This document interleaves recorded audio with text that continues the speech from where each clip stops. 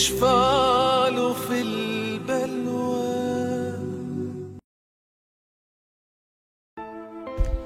Menjadi kekasih Allah.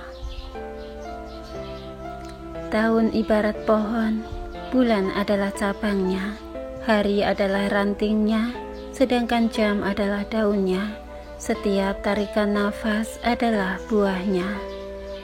Barang siapa yang nafasnya berada dalam ketaatan kepada Allah, maka buah dari pohon tersebut akan baik pula. Dan barang siapa yang nafasnya berada dalam kemaksiatan kepadanya, niscaya buahnya laksana handal yang bisa dilihat hasilnya di hari kiamat. Ketika itulah akan jelas mana yang manis dan mana pula yang pahit. Ikhlas dan tauhid ibarat pohon dalam hati, cabangnya adalah amal, buahnya adalah kehidupan yang baik di dunia dan kenikmatan abadi di akhirat. Sebagaimana pohon di jannah tak pernah berhenti berbuah dan tidak pula dilarang untuk memetiknya, demikian pula dengan buah tauhid dan ikhlas di dunia. Syirik, dusta, dan riya bagaikan pohon dalam hati, sedangkan buahnya di dunia adalah ketakutan, kegelisahan, kesedihan, tertekan, dan gelapnya hati. Buahnya di akhirat adalah buah zakum dan siksa abadi.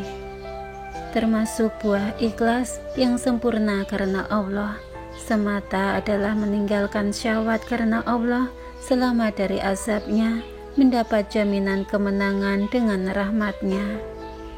Simpanan dan perbendaharaan Allah, nikmat kedekatan dan kerinduan kepadanya, serta manisnya jiwa dan kebahagiaan yang tidak dapat diraih oleh selain mereka.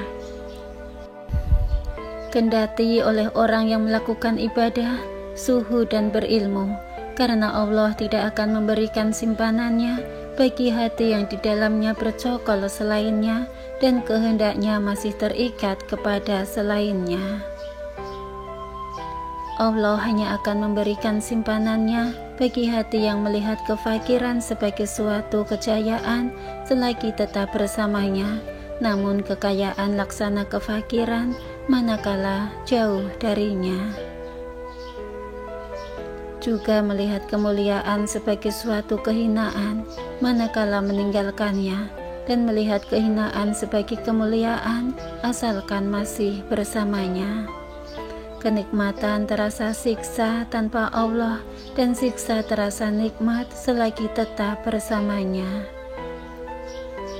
Kesimpulannya, ia tidak melihat kehidupan ini kecuali hanya dengan Allah dan bersamanya. Kematian, rasa sakit, penderitaan, kesedihan, dan kesusahan akan terasa di saat meninggalkannya. Baginya akan mendapat dua jannah, jannah di dunia yang disegerakan dan jannah di hari kiamat. Dari Abdullah bin Mas'ud radhiyallahu anhu bahwasanya Rasulullah sallallahu alaihi wasallam bersabda, tiada seorang hamba ditimpa ham kegelisahan, gam kesusahan, dan husan kesedihan, kemudian dia berdoa, Ya Allah, sesungguhnya aku adalah hambamu dan anak hambamu, ajalku di tanganmu, berlaku pada diriku hukummu, telah adil pula takdirmu bagiku. Saya memohon kepadamu dengan setiap namamu yang engkau namakan dirimu dengannya, atau engkau turunkan dalam kitabmu, atau engkau ajarkan kepada salah seorang dari makhlukmu, atau yang engkau simpan di dalam ilmu gaib di sisimu. Jadikanlah Al-Quran sebagai penyejuk hatiku, cahaya hatiku, pengusir kegundahan dan kepedihanku.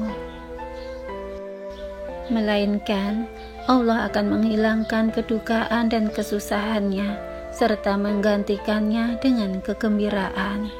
Para sahabat bertanya, haruskah kita mempelajarinya? Beliau menjawab, tentu. Tidak selayaknya orang yang mendengarnya kemudian tidak mempelajarinya. Wallahu a'lam bishawab. Wassalamualaikum warahmatullahi wabarakatuh.